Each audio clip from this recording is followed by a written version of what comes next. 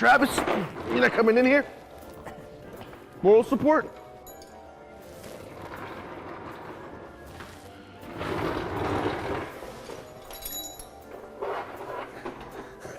Welcome to Sam's Garage, presented by NHOU Undercoatings.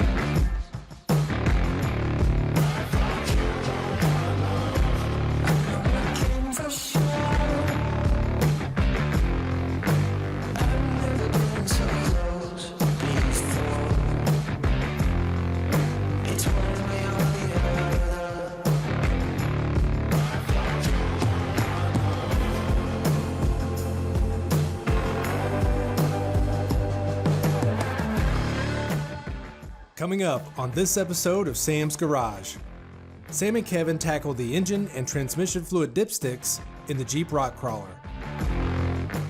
Then Sam and Doug install a new steering column in the Alpha One GTO. Later we join Sam as he takes a trip over to the NHOU facilities.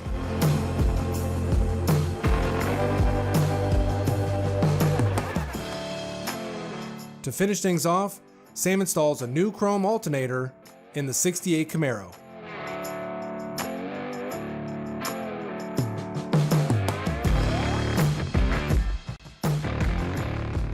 With the engine and transmission installed in the Jeep rock crawler, Sam and Kevin install new locking dipsticks. The dipsticks from Low Car Performance are perfect for this application. The locking mechanism will ensure everything stays in place and no fluids leak out. Kevin, we're knocking out this list pretty easily. We got the transmission in, the transfer case, the engine's in. Now we have to address the dipsticks. Yeah, if you want to come over here, I'll show you how this locking dipstick actually installs into the bottom of the transmission. Cool. It's hard to see in there. Yeah. What I thought would be good, so everybody can get a really good understanding of how this dipstick works, is to have a mock-up transmission on the table here. It's going to be really hard to show somebody. My fingers will be in the way under the Jeep. You don't want to make a mess if you don't have to. That's right. We've got this here to explain for people who don't get into the transmission all the time. They may not understand. The dipstick actually comes through here next to your valve body. And we got a little tight area that we've got a washer and a nut specially for this transmission. Each one, may have their own specific one. We might want to throw a little lube on there to get in there. You want a good amount of lube when it comes to this bushing. And a lot of times I found it easier to put it on the actual dipstick first than put it in as a unit. That's right. That way you're not trying to fight the rubber and the fitting. And a lot of times if you're trying to fight it, you'll actually push the grommet into the transmission.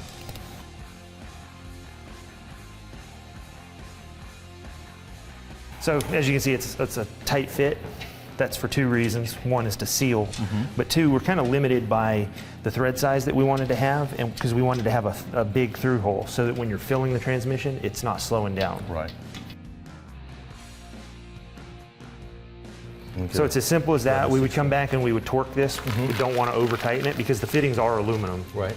And you can break And you don't want to crush the rubber gasket as well. Right. So now let's see what it looks like on the car installed.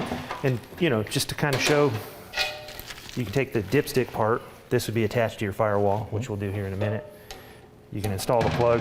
Now you can transport this guy without it leaking. That's cool. And on the engine side, this is a very nice feature. This goes into the block. Then you're gonna mount this somewhere on the engine block, keeping the tube stationary, and then the top locks. So under any kind of cylinder pressure, boosted application, you're not gonna blow this out and hit the roof of the dyno. Let's get them installed.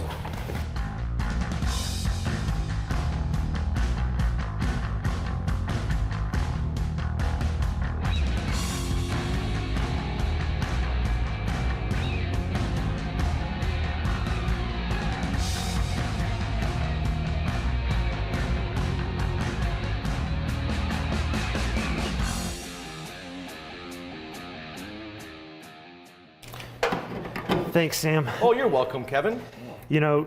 Last time I was here, we did the remote dipsticks that we did. We ended up taking all this stuff out because we had to make the headers and everything. We decided we'll go ahead, and since we're gonna do some serious off-road, we'll go ahead and put our locking ones in here. So I'm gonna use one of the holes, but. I'm gonna remember you said serious off-road. That means we have to take a trip to Utah. That's right. I can't wait. And like that, we've got a locking dipstick, and Travis can finish up the engine. There you go. Sam, thanks for the spacer you made. You're welcome. Appreciate that. So our standard dipstick is made to use the manifold bolts. We've got custom headers on it. Kevin made those headers, you know. So we're gonna have to put those in the actual stock location for this dipstick. We'll have to have the spacer that you made. Mm-hmm. Thank you, sir. You're welcome. All right.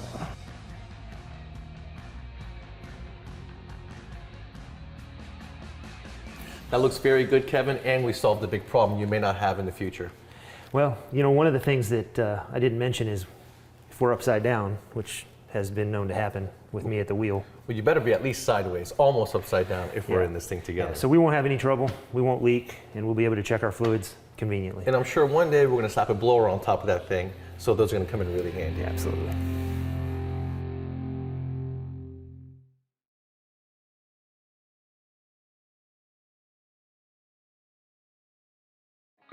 Welcome back to Sam's Garage, presented by NHOU Undercoating. Sam and Doug install a new steering column in the Alpha One GTO. The new modern column has electric assist to make it easier to turn the steering wheel. Doug is looking forward to this new addition as the GTO did not have power steering from the factory.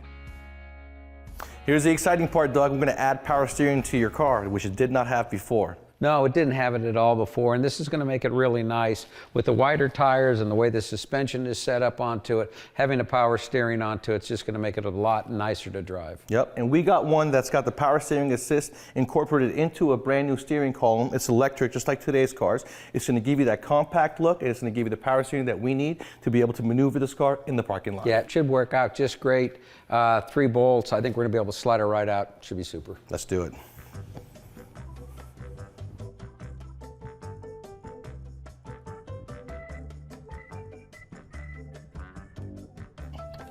So I've got the column completely unbolted from the car itself. What Doug is doing is separating the U-joint that goes from the shaft to the rack. That thing has been connected for 40 years now. So it's going to be a little difficult, especially after it's been painted. It's got a little bit of undercoating on it, so he's fighting it a little bit. Then once the column is removed, we're going to transfer over our parts and fit the new column in. Now that we've got the old column out, it's a good idea to always check the new one with the old one, making sure the dimensions are correct. All I have to do is transfer my old parts onto the new column and then reinstall it in the car. The cool thing about this column is that it is adjustable so that you can place this motor anywhere up under the dash, keeping it away from any other components that are factory to the car. So when you're putting in the new column, you want to make sure to go in first to the splined shaft going to the rack, okay? That's going to line everything up as far as the flat spot goes where your bolt goes through. Then I went ahead and loosely installed the 2 bolts for the column up here. The motor can spin 360 degrees. So the best place I know to put it without changing the angle of the column is going to be right here towards the clutch side. And there's plenty of room for my foot to activate the clutch. So now all I got to do is tighten up the plate for the firewall with the 410s, tighten up these 2 12s, transfer over our parts, and we should be good to go. Yeah, and it's also important when you're trying to go ahead and line up the shafts, you can run into it where it's closed because it uses a bolt to go ahead and clamp down onto. If you need to, just go ahead and get a little flathead screwdriver, kind of wedge it on into it, and what it'll do is it'll open everything up so everything will slide together. Then you can go ahead and line it all up, get your bolt and get it tight. Otherwise, a lot of times you're going to fight it. And you know, it doesn't hurt to use a little bit of lube as well. Yeah. WD-40 or PB Blast.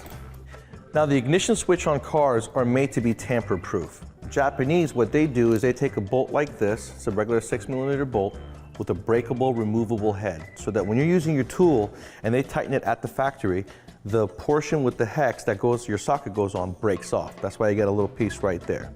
What I like to do is, if the head is high enough, I'll take a Ziz wheel and put a notch in it like a flathead, and that way I can get it out with a flathead. In this case, the aluminum mounting bracket is actually flush with the top of the bolt, so I would have cut into that.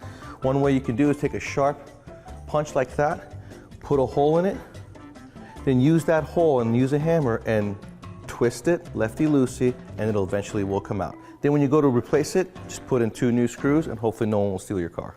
All right, Doug, that wasn't bad. It went pretty easy. The only hard part we had was that U-joint, but it looks like you tackled that pretty well. Now I'm going to put the steering wheel on. I got the switches transferred over, and I know we're going to get a new steering wheel, right? Yeah, we are going to get a new steering wheel, Sam. And yeah, the best part about this whole thing was as I had the easy part and I got to watch you do the hard part, and that made my life a whole lot easier. Well, you know what? Doing a column in a Japanese car is always easy for me. And now I can put the horn on. And we are good to go. It looks great, Sam. Now we'll be able to move on to the next step and start putting the engine in to make sure everything's going to fit there. That's going to be fun. It will be.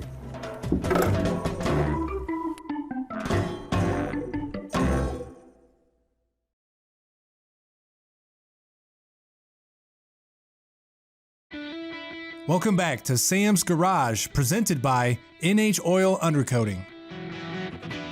Last season, Sam took a trip to New Hampshire to visit NHOU's very own Joe DuPont, who's leading the industry in vehicle rust and corrosion prevention.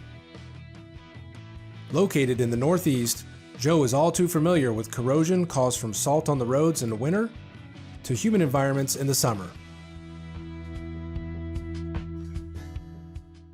To get to know Joe DuPont a little bit more, let's visit where he started. For 37 years, Joe was a cabinet maker by trade, so solving problems was in his nature.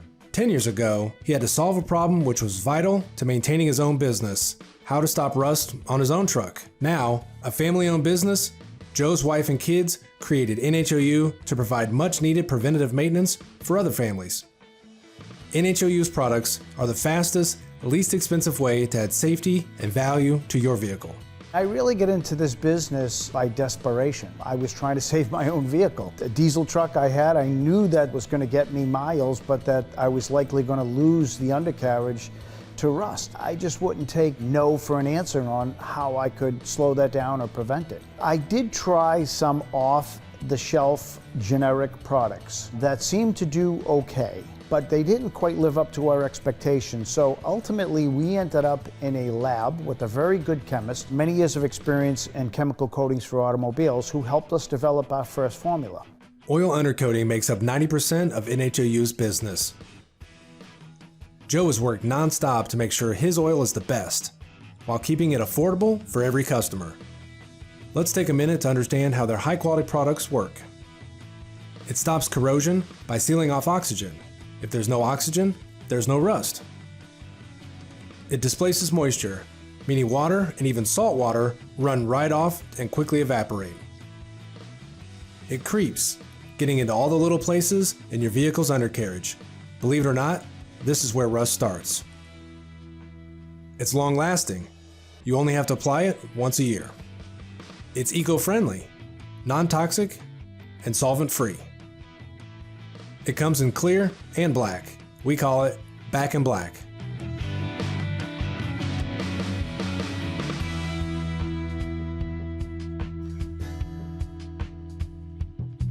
With high-quality products comes high-quality service. There are NHOU dealers all over North America who treat vehicles every day. NHOU is always seeking valuable feedback from the customer and improving their product lines. Most NHOU dealers started off as a side business and have become now full-time business owners. NHOU is looking to franchise, which is a huge opportunity for dealers and convenience for customers worldwide. When they bring the vehicle in, we will assess it, and then as we start the application, we want to make sure that we provide them a high-quality application. So we're going to get in, make sure the product gets into all the nooks and crannies, again with a high quality. NHOU offers excellent service like no other. They offer the best equipment, the best training, the best systems for easily managing their business, national marketing and advertising campaigns that send people to their location. Franchisees are part of the NHOU family, a name customers know and trust.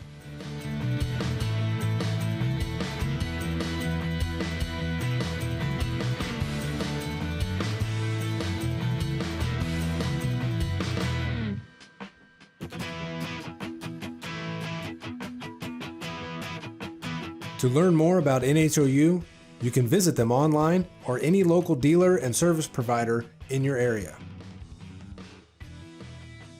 If you're a DIY person, NHOU has exactly what you need. Want to become a dealer? NHOU can help set you up. Joe has a personal saying, if it's worth owning, it's worth protecting. NHOU gets it done.